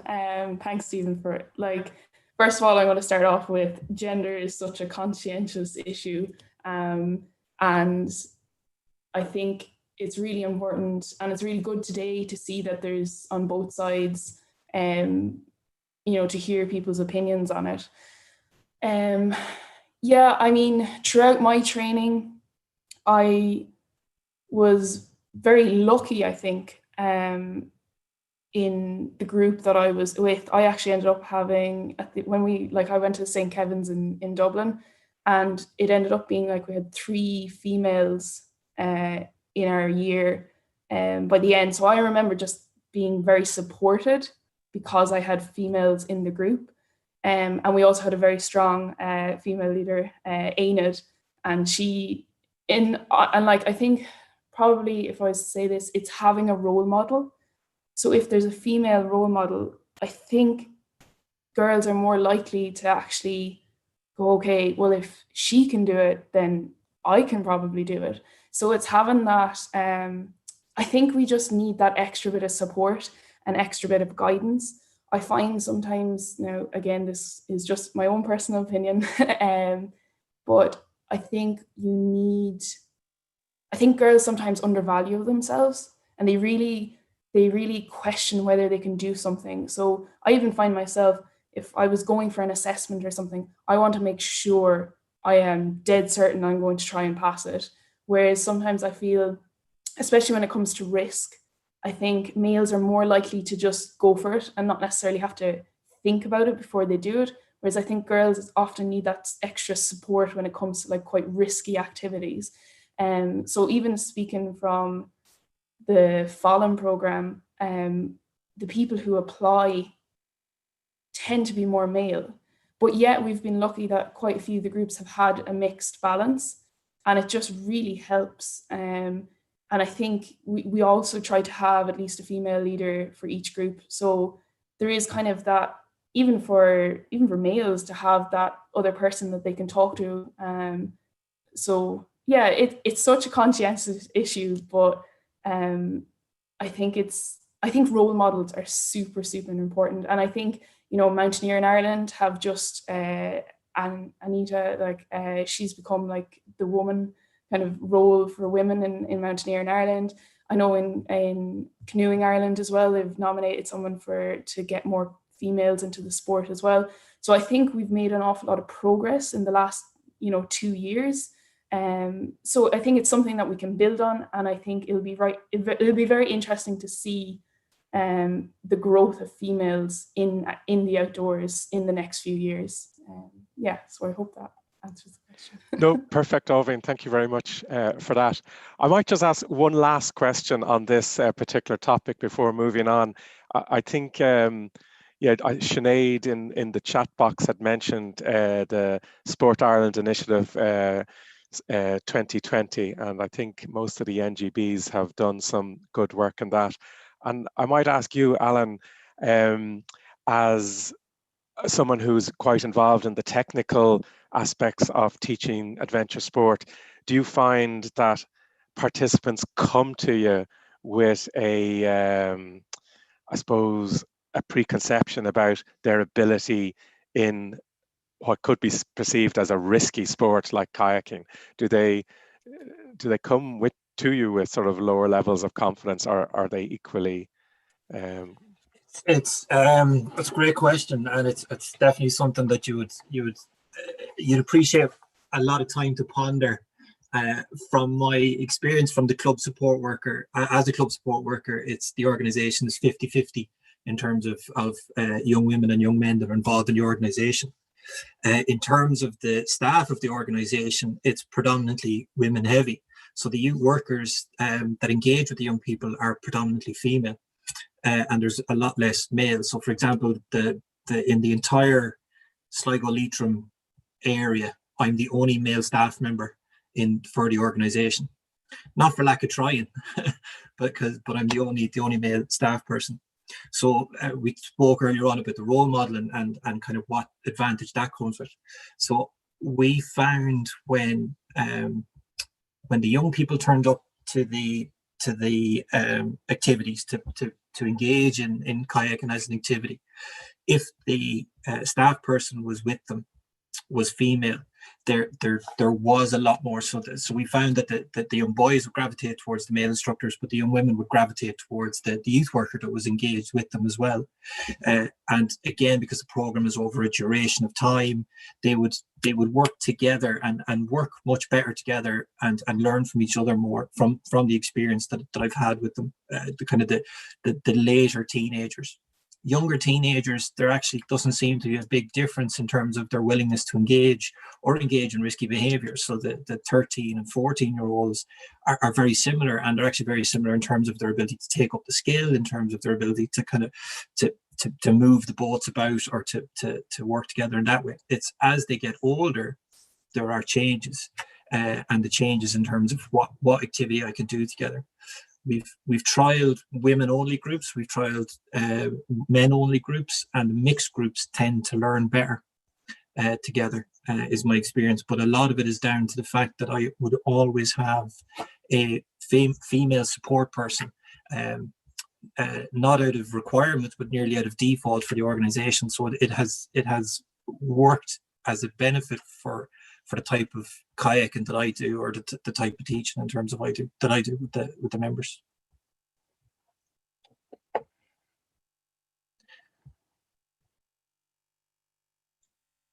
Thanks, Alan. Thanks very much for that. Stephen, this is Cormac here in control. Can you leave your mic on so I can control it? Okay, here? Perfect. Thank you, Cormac.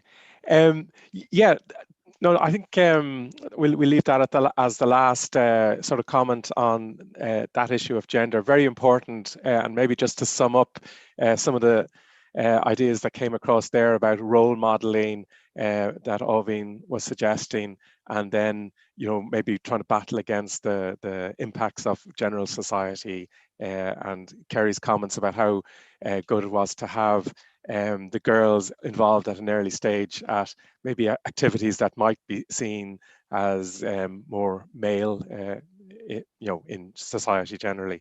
There were a number of questions in the chat box there from the audience about trying to get involved in this area. I don't know if the audience is predominantly from the sort of social care background or an outdoor background, but what key advice would you have for as a panel for those in the audience that would like, having been excited by the range of presentations we saw here today, that would like to get more involved? Would anyone like to take that one up? Perhaps Nick, would you like to go with that?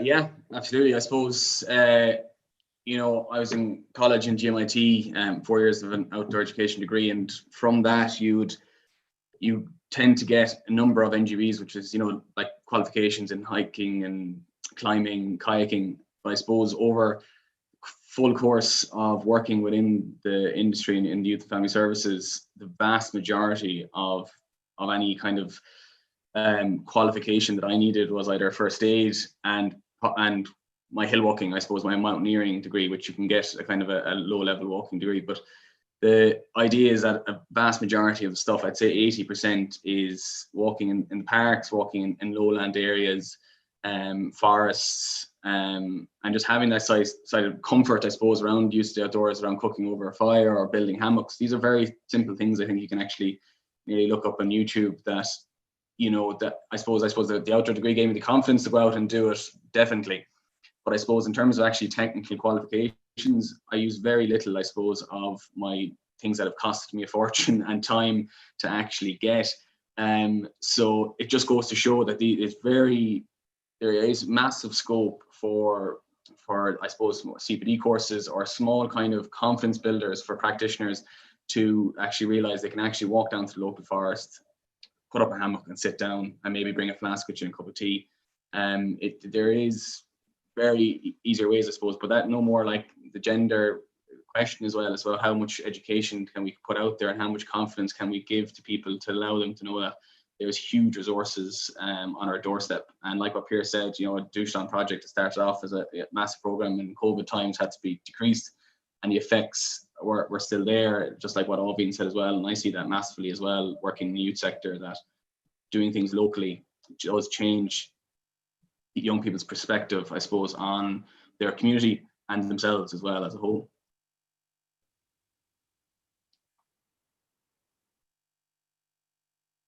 Your mic again there, Stephen. Yeah, Stephen, if you could leave your mic on, please, and I can control it.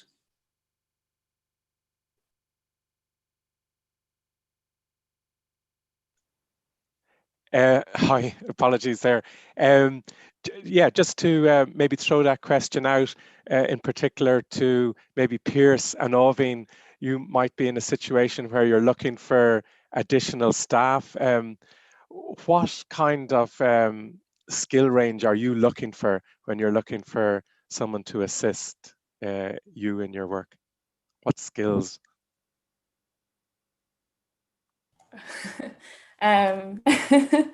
Okay, I'll answer first. Yeah, it's very interesting because for me, the Folum has changed so much in the last 2 years. So let's say last year, when I was looking for staff, or even the start of last year, we would have at least needed mountain leader training because you were on an expedition for 7 days up in the wilderness. You know, like you'd always have a mountain leader with the group, but that was kind of necessary before applying for the job. Whereas now, because it's changed more into a sphere of like local and place-based learning, I think just the basic skills of being able to facilitate a group, being able to interact with people in an outdoor environment and being comfortable to do so. I think we're just on a juncture here in outdoor education in Ireland where I think previously we thought of like this kind of like, we used to, when I was in Scotland doing my master's, it was the idea that, oh, we're ticket chasing, or you're constantly looking for your ML, your canoeing, your kayaking, and you were chasing these tickets as such. But now there's this move or this shift towards going, we have to make this as accessible for everybody as possible. You know, you don't need the fancy rain jacket or the boots or the crampons or the, you know, it's to get away from all this extra stuff and just bring it back down to the basics of the fact that nature is just outside your back door and everyone can access it. So my advice for anyone who is thinking about it or looking into it is the fact that if you go and do like little courses that we were talking about earlier about foraging, or just gaining more knowledge about how maybe you could conduct an outdoor session. And you know what, my advice is maybe even get a group of friends together and explore the ideas with people that you don't mind, you know, messing up a little bit, and then trialing it with your youth groups. And I think it's really important as well to also realize that you are a facilitator. You're not necessarily an educator, but a facilitator, that you're just creating a space for people to engage with nature and the outdoors. And you don't have to know all the answers, because that only comes with time and practice. So just, I think taking that approach, being open and saying, I don't have all the answers. I don't know what half of these trees are or what grows in the ground, but through time and through practice, you learn that.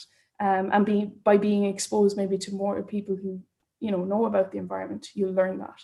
So I think, yeah, hopefully that answers that. I shouldn't have let you go first there, Evelyn, because that I actually agree with everything you say. It's a perfect answer. I really agree. I think we are the facilitators, and we're by no means any experts. From our point of view, it's interesting what Nick says as well about the qualification side of things. And we spent years building up qualifications only to step back from those, well, certainly from my point of view, step back from those technical qualifications, because we've teamed up with experts in the area. We've teamed up with the likes of Petersburg Outdoor Education Centre, and they're supplying the instructors.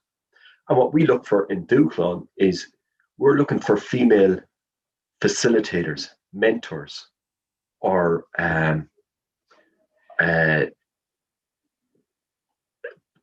adults to learn alongside the young people. So they're merely facilitating. So they're conducting the reviews and things like that. So we've learned in the past not to. Again, this is just our approach, and it's by no means the be all and end all. We don't do any reviewing or any heavy reviewing within the first 10 weeks, and it's about creating that relationship. And that relationship is strongest, we feel, when the participant, the mentor, is coming in and learning alongside the young person, and they can relate to every challenge that they had, be that not being able to tie a figure of 8 to get into up on a surfboard or whatever. But yeah, so I would say don't be afraid to get involved at a very, very basic level, but as well as that, to learn alongside the young person. I can't speak highly enough of that. I think that's worked really, really well for us. Thank you very much, Pierce and Ovin. Like, I think that those answers speak for themselves. I would like to move on now. And I suppose we've been hearing from people who are delivering or facilitating these outdoor experiences, and I thought it would be great to hear from a participant. So, and in particular about the impact of that program on them. And so it'll be great if I could get to speak to Kevin there. I don't know if you can hear me, Kevin, but I'd like to you to tell us a bit about the program you went on. I believe you're a participant on the Fulham program. And then if you could tell us about the impact that has had on you. Yeah, can you hear me all right there, lads? Can you? Yeah, thanks for your question there, Stephen.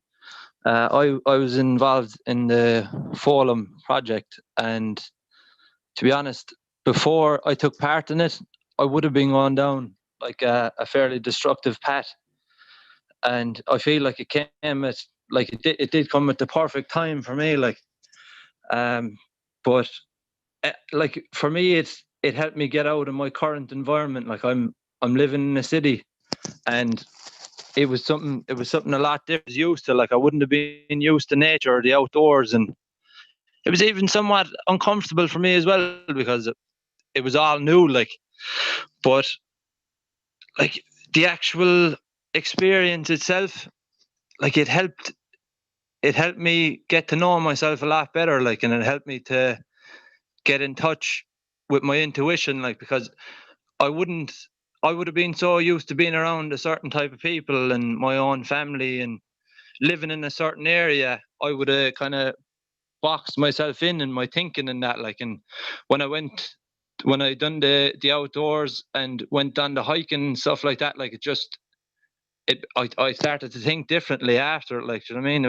It was completely different. Like, and like there was experiences on the course, like where near the end where we done an exercise and spoke to each other about, you know, what we seen in each other throughout the week and stuff like that. And like the connection I had with the other people that done the course with me and the trainers and stuff, like I've never really had anything. I've never had an experience like that. Like, so all in all, like it to be honest, it completely changed my life. Like, it just made me see the outdoors and nature completely differently, and it gave me all these tools like that I can bring with me through life. Like, if I'm feeling down now, like I go for a hike. Like, do you know what I mean? I'll go out there to Tipperary for a hike, or I'll go out to Clare to the 12 o'clock hills and go out for a hike, and I always feel way better after it. Like, and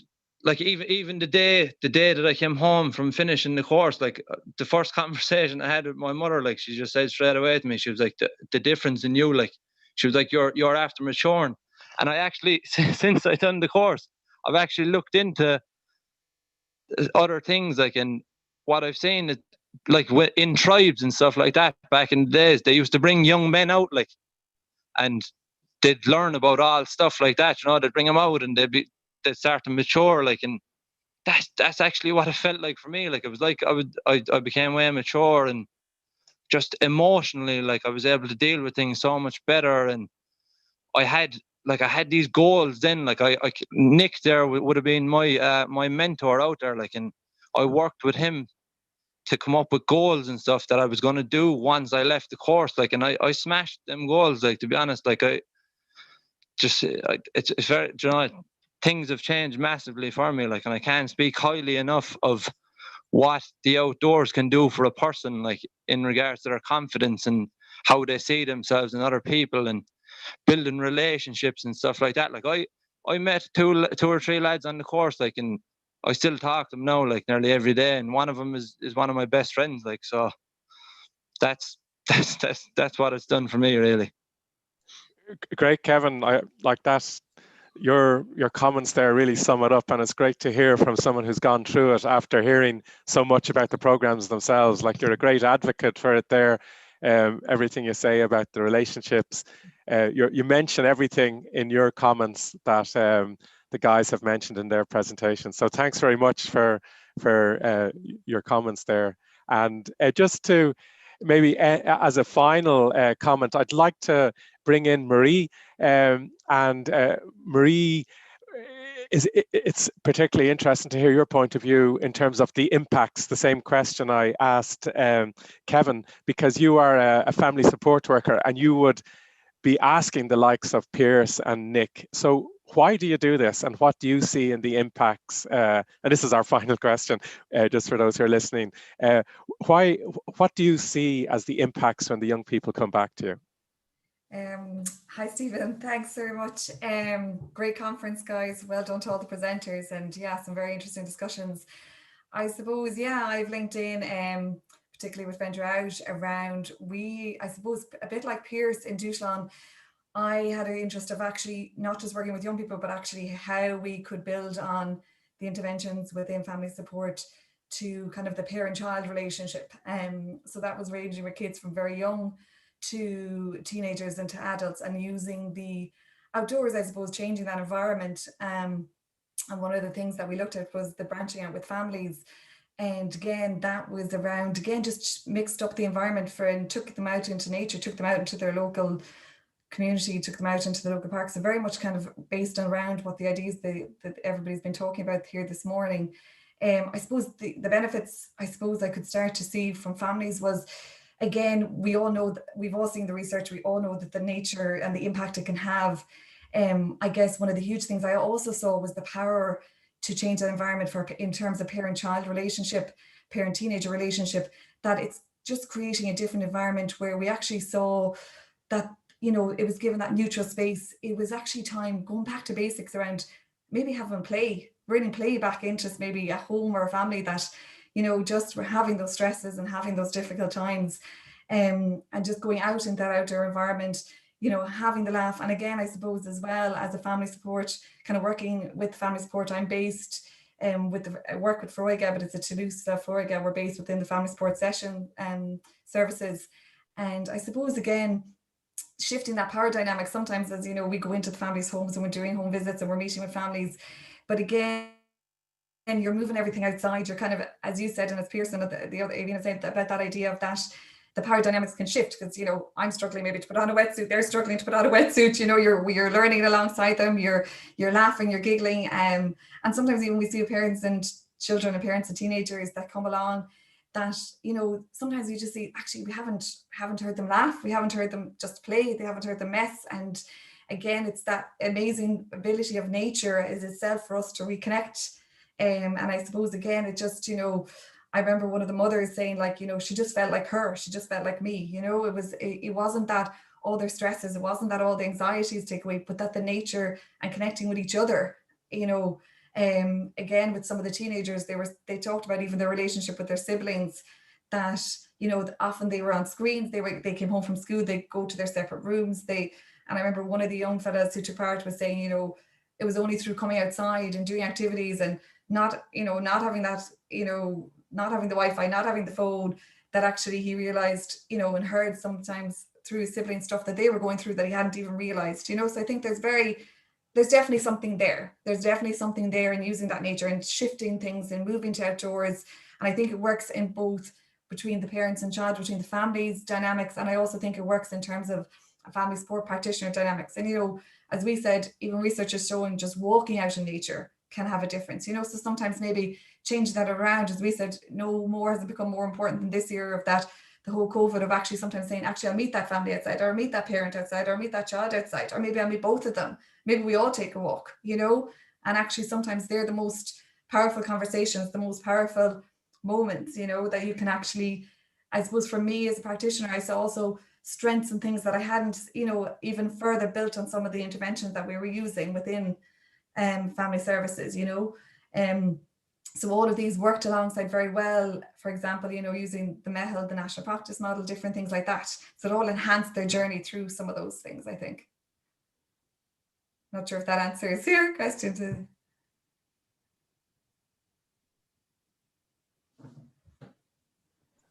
Thanks very much, Marie. It just took me a second there to unmute. Another two very powerful sort of advocates there in a row for outdoor experiences. So thank you very much. I'm just going to bring that to an end now before handing over to Barry.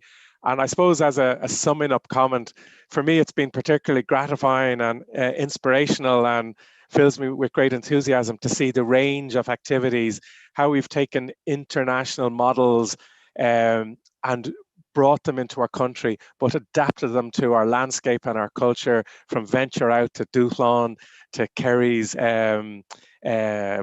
Forest School and to the NEAR project. I think that's the most gratifying aspect of it for me. So thank you again to all the panel, and I'll hand you directly now back to Barry. Thanks a million, Stephen. Look, you summed it up. There's not much I need to add to the end of this, other than to thank everyone for attending. Obviously, I want to thank all the facilitators and speakers who contributed to the morning session. I want to pay particular thanks to the organising committee. There's a couple of individuals who put an awful lot of work into to be honest, this being our third attempt.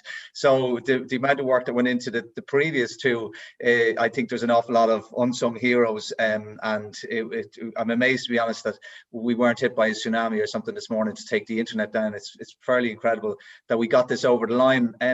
But look, we're not beaten. We certainly have plans to repeat this at some stage in 2021, hopefully, where we'll have an opportunity to bring people together in person and maybe offer what we had originally planned, which was the immersive experiential opportunity for people to really feel and learn what the practice approaches look like. I'd imagine Kerry and the Nature Hub would give a fantastic workshop where people could actually experience what Forest School is about, not just hear the theory and the evidence base.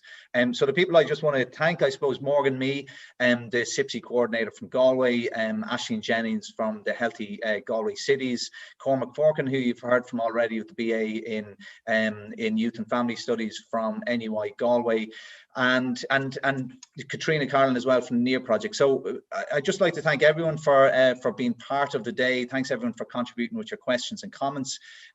Just to finish, we are planning a CPD program for any social care, youth and family support practitioners in 2021 who do want to learn a little bit more about this. This is specifically aimed at people who mightn't have any experience in the outdoors, delivering or even experiencing the outdoors with their youth and family support practice. So this will release details as to what that CPD will actually look like in early 2021.